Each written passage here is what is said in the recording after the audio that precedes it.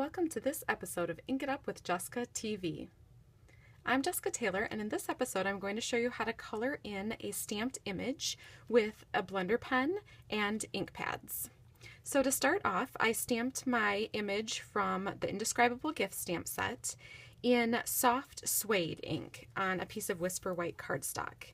Now, I love the Whisper White cardstock from Stampin' Up! Because it's really smooth and it makes the watercoloring with the blender pen really easy. Also, I normally stamp in the jet black StazOn when I'm going to watercolor because it is a waterproof ink that's not going to smear when you watercolor over it. So this one I wanted a little bit softer look than black, so I went ahead and stamped it with the soft suede. This will smear because it's a water-based dye ink, so you just want to be really careful when you do your coloring, and I'm going to show you how I do that. So I'm going to color in with the Garden Green and Calypso Coral stamp pads.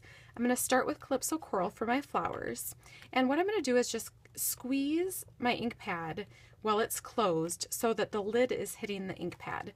And this is just going to make it so that some of the ink pools in the lid. Instead of doing that, you could also take your ink refill and just drop a drop of ink in there so that you can pick it up with your blender pen. Then I'm just going to pick this up with the blender pen and I'm going to start coloring my image. Now I'm going to stay away from the lines a little bit. And you can see that once you add color, you don't want to color over it too much. You're going to make the paper kind of bubble up. So it's better to start light and then add color. You're also not going to have even color over your entire image. You want it to be darker in some spots and lighter in others. And you'll notice I'll also leave some totally white spots.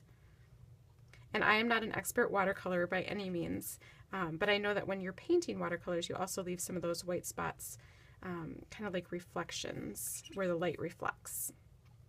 So I find it's easier for me to turn my paper as I'm coloring it. So this, I want the darker spots to be at the bottom of the petals. So I am starting with the darkness at the bottom of the petals and then coming up from there. And I'm just adding more ink as I need it. You'll see I do some scribbling motions. Sometimes I'm going around in a circle. The more you play with it, you'll find what works best for you. Again, it's better to start off with just a little bit of color and add more because you can't really take it away once you put it down there.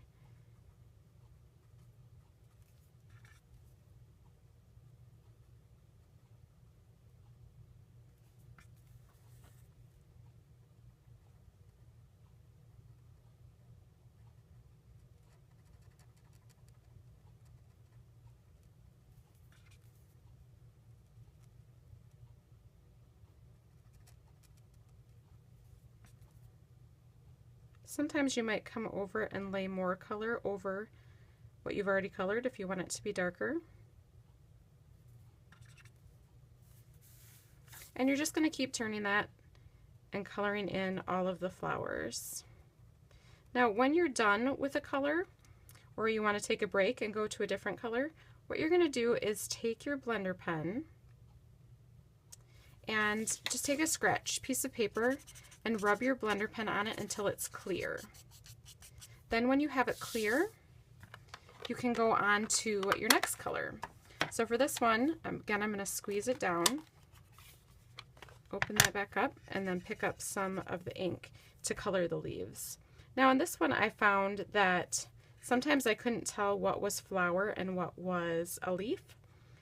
So I came in and did as many leaves as I could see, and then it kind of helped me see what I needed to color in as a flower still. So you can switch back and forth to your colors. This is a pretty big image, so I'm not going to show you all of it, but you'll just see how I'm coloring kind of between the lines so that I don't smear the soft suede ink.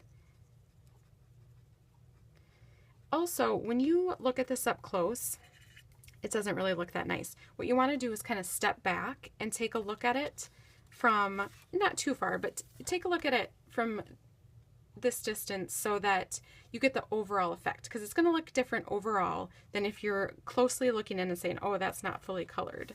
You don't want it to be all fully colored. That's not what the watercolor look is.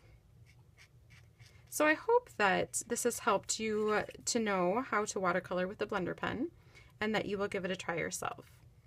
Thanks so much for watching.